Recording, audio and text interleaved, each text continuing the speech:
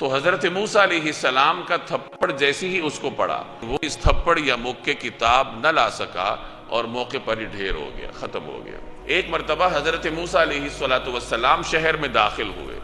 اب دیکھتے کیا ہیں کہ دو لوگ جھگڑ رہے ہیں۔ ان میں سے ایک آدمی تو قبطی ہے، جو فرعون کی قوم تھی انہیں قبطی کہا جاتا تھا۔ ایک قبطی تھا، ایک بنی اسرائیلی تھا، یعنی ایک موسیٰ علیہ السلام کی برادری کا تھا اور ایک فرعون کا مقامی برادری کا آدمی تھا۔ وہ دونوں لڑ جھگڑ رہے تھے۔ جو قبطی تھا وہ بنی اسرائیلی پر ظلم کر رہا تھا، جیسے ان کی عادت میں تھا۔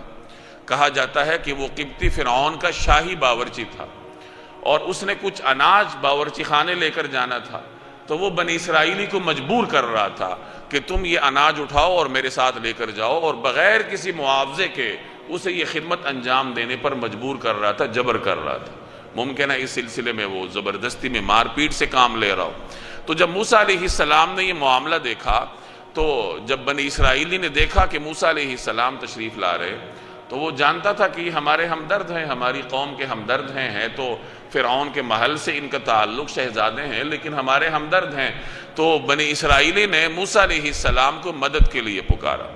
حضرت موسیٰ علیہ السلام، ابھی یہ نبوت سے پہلے کے واقعات ہیں، لیکن ظاہر ہے کہ پیغمبروں کی اللہ نے نبوت سے پہلے بھی ایسی اعلیٰ سیرتوں سے نوازا ہوتا ہے کہ عام آدمی اس کا تصور بھی نہیں کر سکتا۔ تو وہ کیسے برداشت کر سکتے تھے کہ ان کے سامنے ایک آدمی دوسرے پر ظلم کرے؟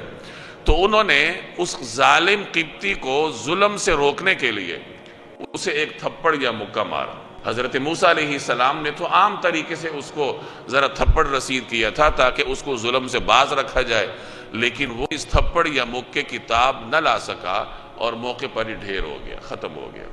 اب جیسے ہی وہ یعنی قتل ہوا تو موسیٰ علیہ السلام تو یہ نہیں چاہتے تھے کہ وہ مرے، وہ تو اسے صرف ظلم سے باز رکھنا چاہتے تھے، کچھ سزا دینا چاہتے تھے۔ تو موسیٰ علیہ السلام نے فوراً کہا کہ انہ من عمل الشیطان، یہ تو شیطان کا عمل ہے۔